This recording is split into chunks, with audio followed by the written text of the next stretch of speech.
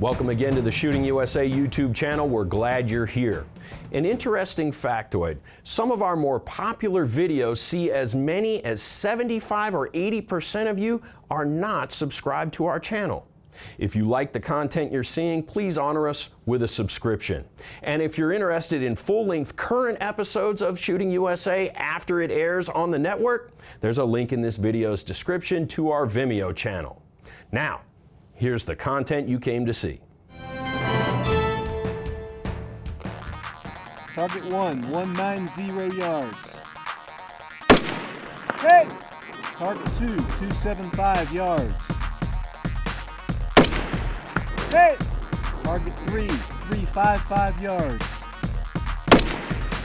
Hey! Now how did I do that? I shot multiple targets at different distances and I didn't dial. It must have been Horus vision. Now let's talk about reticles. To dial or not to dial? That is the question.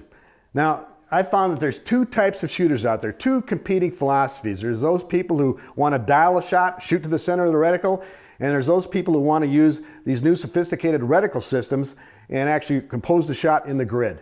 Now, personally, I'm a pretty dedicated reticle shooter.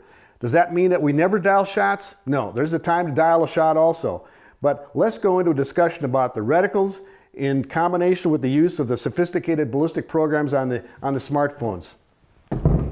We got the rifle, we got a sophisticated optic on it, and I've even got my smartphone mounted right to it. It's a combination of the ballistic software that they have nowadays with their sophisticated scopes that really makes this game possible.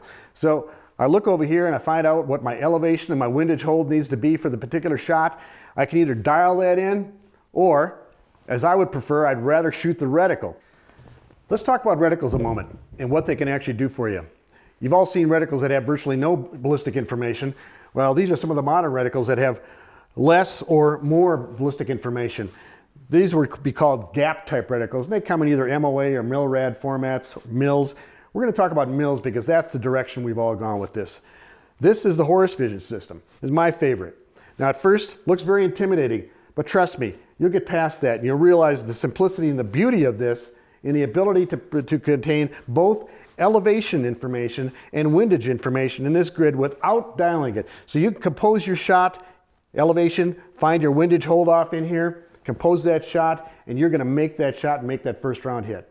All right, let's take a look at how these reticle systems actually work.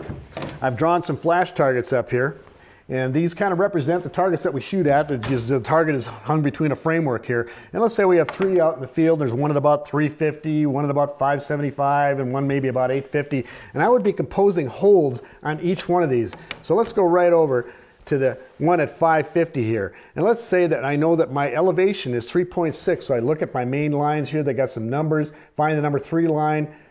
The divisions are in 0.2 mils, so I'm at 3.6 on that target. Let's say that I've got 5 miles an hour of wind roughly, and now I know I have a 1.2 mil wind hold. So I come over and find that mark in the horizontal lines, 1.2. So I got 3.6, 1.2.